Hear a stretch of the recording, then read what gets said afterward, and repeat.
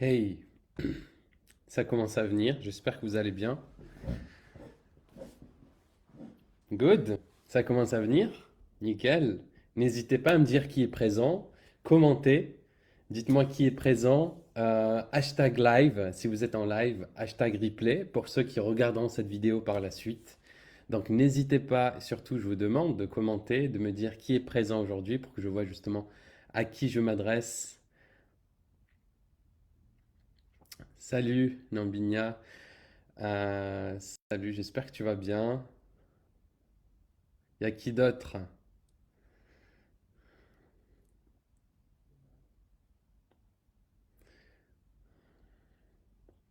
Good, good. Bon, salut Zach. J'espère que vous allez bien. Dites-moi si tout va bien, si ça va pour vous, si vous avez passé une bonne journée.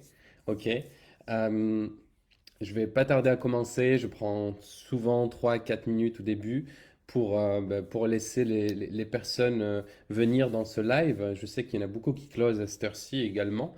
Donc, je teste aussi le live à 18h30. D'habitude, je le fais à 17h30. Salut Jean-Luc. J'espère que tu es, au top.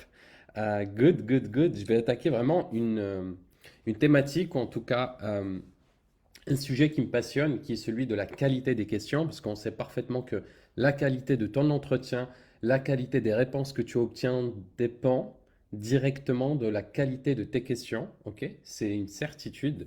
Donc, je suis impatient d'aborder ce sujet en profondeur. J'attends encore quelques minutes, mais vraiment, c'est un sujet que je vais essayer d'approfondir pour vous donner des tips, vous donner en tout cas mes secrets pour améliorer la qualité de vos questions et améliorer la qualité de votre entretien de closing pour tout simplement transformer une personne. Donc, ouais, ça va, ça va, ça va. Merci Jean-Luc. Euh, Good, good. Je sais aussi qu'il y en a beaucoup qui vont regarder cette vidéo en replay. Je le sais parce que je reçois beaucoup de messages, euh, beaucoup de personnes qui me disent je ne peux pas venir, je pourrais juste regarder le replay. Donc ça me va, ça me va. Le but c'est surtout de s'améliorer. Salut Fanivo. Bah écoute, je vais très bien et toi? Good, good. Bon, je vais commencer, ok. Il y a Laetitia qui devait venir, je sais pas où elle est. Bon, je vais commencer. Ok. Donc, comme je disais tout à l'heure, ce qui est sûr, ce qu'il faut savoir, c'est que la qualité des réponses que vous obtenez de la part de vos prospects dépend directement de la qualité des questions que vous posez. Ok? C'est à vous de diriger justement le prospect, c'est à vous de mener la danse, c'est à vous de mener la danse durant un appel de vente. Ok? Et qu'est-ce que la qualité des réponses? Euh, c'est justement le degré de clarté et de précision que vous obtenez dans les réponses du prospect. OK? Euh, et toutes ces choses-là varient en fonction de la qualité de vos questions. Donc l'art de la questiologie devient vraiment un sujet très important au closing. Et quand je parle de l'art de la questiologie, euh, j'intègre effectivement la qualité des questions que vous allez utiliser. Donc pour moi, une question, ok, que le prospect doit utiliser, elle doit insérer la précision, elle doit être précise, c'est-à-dire qu'elle doit cibler un endroit, ok, donc on questionne la douleur, la source de motivation, on questionne la vision, l'engagement, on questionne le doute, on questionne la logistique et on y va avec précision, ok, avec précision, donc le prospect comprend la question parfaitement parce que c'est une question qui est précise, donc on amène de la précision dans la question. Deuxième qualité de la question, c'est sa pertinence. Et la pertinence se juge en fonction justement de est-ce que tu as pris en considération la situation du prospect pour poser cette question? Ok, ça c'est la pertinence de la question à ce moment de l'appel aussi. Donc il y a cette situation, mais aussi au moment où tu as posé ta question, si tu la poses au début ou à la fin, il y a justement il y a un temps à la question tu peux pas, il y a des questions que tu ne peux pas poser au début d'appel, il y a des questions que tu ne peux pas poser en fin d'appel. Et pour que ta question soit pertinente, elle doit être bien placée. Ok? Si tu commences à demander justement le métier de la personne et que tu le fais à la fin, ça manque de cohérence. Il vaut mieux le faire au début pour se connecter à la personne. Ok? Euh, Quand on va parler du doute, c'est-à-dire est-ce que la personne est en capacité d'atteindre ses objectifs seule, sans ton aide, tu vas plutôt parler à la fin, une fois que tu auras bien compris sa situation, ses douleurs et sa vision. C'est-à-dire qu'il y a des questions qui justement doivent être placées à un moment précis dans l'appel, et c'est ce qui rend la question pertinente. Donc ça, c'est la pertinence de la questiologie. Et ensuite, il y a la personnalisation de la question, qui détermine du coup davantage la qualité de la question. Et quand je parle de personnalisation de la question, c'est-à-dire on va euh, personnaliser la question pour que le prospect comprend réellement sa question en fonction de sa situation. Je vois trop de closers balancer des questions euh, sans les personnaliser. C'est-à-dire qu'ils vont utiliser les mêmes questions avec tous les prospects. Je trouve que ça manque de sens. Même si le prospect comprend ta question, elle doit être personnalisée. Je vous donne un exemple. Euh, euh, un exemple, je prends le coût de l'inaction. Le coût de l'inaction revient à demander au prospect si justement, monsieur le prospect, tu décides de ne pas agir, de ne rien changer à ta vie, qu'est-ce qui va se passer? Donc là, on est sur une question que j'appelle brute. Elle n'est pas personnalisée. Mais ce qu'il faut faire, c'est la personnaliser. Et pour la personnaliser, je vais reprendre des éléments que le prospect m'a communiqués en amont pour la rendre plus personnalisée, pour qu'elle parle plus au prospect. Donc je vais plutôt dire, au lieu de dire, monsieur le prospect, si tu n'agis pas, qu'est-ce qui va se passer? Je vais plutôt dire, tu m'as dit justement tout à l'heure que tu étais bloqué par rapport à cette situation. Ok? Si aujourd'hui tu décides de rester dans cette situation qui est problématique pour toi, tu m'as dit que c'était une problématique, eh bien, qu'est-ce qu'il va se passer si, à la fin de cet appel, tu décides de rester dans cette situation qui est problématique pour toi?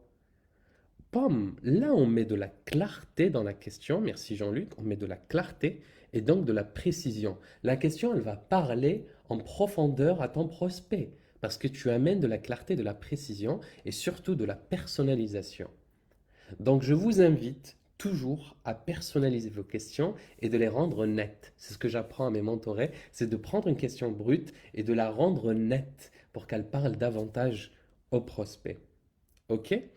Euh, une fois qu'on a compris ces trois éléments qui sont la précision, la pertinence et la personnalisation, maintenant il faut définir la direction et l'objectif de la question. Il faut se demander qu'est-ce que je veux obtenir à travers cette question. Qu'est-ce que je veux obtenir en fait? Parce qu'une question te permet d'obtenir des informations. Mais pourquoi tu veux obtenir ces informations? Qu'est-ce qui t'amène à vouloir émerger une réponse de la part de ton prospect à travers cette question? Est-ce que c'est utile pour toi dans ton cheminement de closing? Où est-ce que tu veux y aller? Donc plutôt définir la direction avant de constituer et de poser sa question. Si je veux savoir justement qu'est-ce qu'elle veut obtenir comme résultat? Qu'est-ce qu'il veut obtenir, le résultat, le prospect? Eh bien là, j'ai défini la direction dans laquelle je vais aller, c'est-à-dire ses résultats. Ok, ces résultats dans combien de temps? Dans 3 mois, 6 mois ou plutôt dans 2 ans? Est-ce que je vais obtenir des résultats quantitatifs ou plutôt qualitatifs? Est-ce que je vais obtenir les revenus ou plutôt justement les ressentis qu'il veut ressentir lorsqu'il aura atteint ses objectifs? Donc définir l'objectif, ok? Définir la direction, ok? Euh, et pour ça, évidemment, ça se définit, la direction se définit lors de l'appel du closing. Si vous voyez justement qu'une personne a du mal à trouver un bien immobilier, je prends l'exemple immobilier, ce que je veux obtenir, c'est pourquoi il a du mal à obtenir, il a du mal à trouver un bien immobilier. Pourquoi, malgré ses recherches, il ne trouve pas de bien immobilier? Pourquoi? Donc je rentre en profondeur, comprendre un petit peu qu'est-ce qui lui manque aujourd'hui pour qu'il obtienne un bien immobilier, pour qu'il puisse trouver le bien qui lui correspond. Qu'est-ce qu'il te manque? Est-ce que tu penses avoir mis les bonnes stratégies pour trouver ton bien, celui qui va te correspondre, celui qui va te permettre de devenir rentable et libre financièrement par la suite? Donc, allez chercher la raison du pourquoi. Vous savez, il y a plusieurs couches dans la questiologie. Rentrez toujours en profondeur. Et pour ça, on utilise des questions secondaires et on reviendra là-dessus en fin d'appel. Donc, définir la direction pour pouvoir amener le prospect à lui poser une question et comprendre justement, pour comprendre tout simplement euh, eh bien, obtenir la réponse, en tout cas, dont vous avez besoin pour votre appel de closing. Euh, Ensuite, j'aimerais aussi vous dire qu'il faut oser. OK? Euh, Oser poser des questions. Je sais qu'il y a des closers, parfois, ils n'osent pas poser des questions. Ils ont l'impression que c'est répétitif. OK? Qu'ils ont déjà posé une question qui ressemble à la question qu'ils ont envie de poser. Et du coup, ils sautent des questions alors qu'elles sont essentielles dans le cheminement du closing. Moi, je vous invite à oser. Parce que oser à poser des questions dont vous avez envie de poser, c'est aussi faire preuve de leadership dans votre appel. Et parfois, c'est ce qui manque aux closers. Ils manquent de leadership. Ils n'ont pas envie d'aller plus loin. C'est-à-dire qu'ils manquent de leadership et donc, malheureusement, ils perdent de l'autorité dans l'appel. Ils sont moins inspirants. Oser poser des questions. Ça, c'est fondamental. OK? Euh, Il y a un troisième point que je voulais parler aussi avec vous. N'hésitez pas à mettre des commentaires, à me poser des questions si vous en avez. Voilà, s'il y a des questions qui vous reviennent, n'hésitez pas à me poser des questions. Il y a aussi, qu'est-ce qui nous amène à poser des questions? C'est la conscience qu'on a envie de conscientiser auprès du prospect. Est-ce que tu veux l'aider à conscientiser que c'est urgent d'agir? Si c'est important pour toi, tu dois alors poser des questions qui vont créer chez le prospect cette urgence d'agir. Cette urgence d'agir aujourd'hui. Donc, exemple, tu me disais tout à l'heure que ça faisait longtemps que tu voulais justement investir en toi. Qu'est-ce qui fait qu'aujourd'hui, tu ressens davantage cette envie de le faire? Pourquoi maintenant? Maintenant, parce que je sens cette envie, ça fait longtemps que je réfléchis, je trouve que je tourne en rond. Baf! Vous créez cette urgence d'agir. Ok, et aujourd'hui, qu'est-ce qui se passerait si tu décides de ne pas agir et de rester dans cette situation? Ben, je risque de tourner en rond et d'obtenir toujours les mêmes résultats et de ne pas évoluer dans ma vie. Ok. Donc aujourd'hui, on est d'accord pour dire que c'est important pour toi d'agir maintenant et que tu ne peux plus attendre. Oui. Donc vous voyez, je vais chercher la conscience chez le prospect qui est l'urgence d'agir et je la renforce à travers la questiologie. Ok? Donc, lors de votre appel, questionnez-vous d'abord, avant de questionner le prospect, sur quelle conscience j'ai besoin de créer chez le prospect? Quelle est cette conscience que le prospect a besoin de comprendre, de conscientiser, d'amplifier pour avancer avec moi à prendre la bonne décision? Ok? S'il a besoin d'être convaincu que justement entreprendre est une solution pour lui, je vais lui dire pourquoi aujourd'hui tu as envie d'entreprendre. Qu'est-ce qui t'amène à l'entrepreneuriat? Qu'est-ce que l'entrepreneuriat va te permettre d'améliorer? Comment l'entrepreneuriat va te permettre d'améliorer ta vie actuelle? L'entrepreneuriat va me permettre de me sentir un peu plus libre dans ma vie, plus autonome. Ok. Donc vous avez renforcé la conscience que l'entrepreneuriat est fait pour lui. Ok? Donc là, vous travaillez sur cette conscience. Donc moi, je vous invite, avant chaque appel de closing, d'écrire les 4, 5, 6 consciences que vous avez besoin de faire ressentir chez votre prospect pour qu'il avance avec vous à prendre la bonne décision. OK? Donc ça, c'est un élément qui est super important. OK? Euh, Ensuite, pour vous donner des astuces aujourd'hui, pour améliorer la questiologie, moi, je travaille beaucoup avec des questions secondaires. Je ne sais pas si ça vous parle des questions secondaires. N'hésitez pas à mettre des commentaires. Est-ce que ça vous parle des questions secondaires? C'est très puissant. Les questions secondaires, elles permettent au closer de rentrer en profondeur. OK? Et de ne pas rester en surface surtout. Parce que lorsque vous allez questionner, tendez l'oreille, soyez attentif. Lorsque le prospect vous dit quelque chose qui fait sens pour vous, qui vous interpelle, utilisez des questions secondaires. Les questions secondaires, c'est-à-dire, qu'est-ce que tu veux dire par là? Tu peux m'en dire plus? Qu'est-ce que tu veux dire lorsque tu dis que tu ne penses pas y arriver? Est-ce que tu peux m'expliquer? Pourquoi? Juste le pourquoi, parfois, te permet vraiment de rentrer en profondeur. Tu me disais que tu voulais atteindre ces résultats X, Y, Z et que ça allait pouvoir te changer ta vie. Pourquoi tu penses que ça va changer ta vie? Et pourquoi ça changerait ta vie aujourd'hui?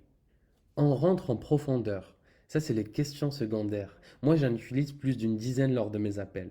Donc, utilisez des questions secondaires pour ne pas rester en surface et de rentrer en profondeur. Et surtout, n'acceptez pas le bullshit de votre prospect. Quand vous voyez que ce sont des excuses, arrêtez-vous et utilisez des questions secondaires. Qu'est-ce que tu veux dire par là? Tu peux m'en dire plus, ça m'interpelle. OK? D'autres formes de questions, ce sont les questions sensorielles. Les questions sensorielles, elles vont faire ressentir les ressentis et les sentiments du prospect. Elles vont l'inviter à les exprimer. OK? Les questions sensorielles, c'est comment tu te sens lorsque tu vis cette situation? Comment tu te sens justement lorsque tu me dis que ça fait déjà 13 mois que tu es enfermé dans ce job qui ne te plaît pas? Comment tu te sens? Qu'est-ce que tu ressens par rapport à X, Y, Z?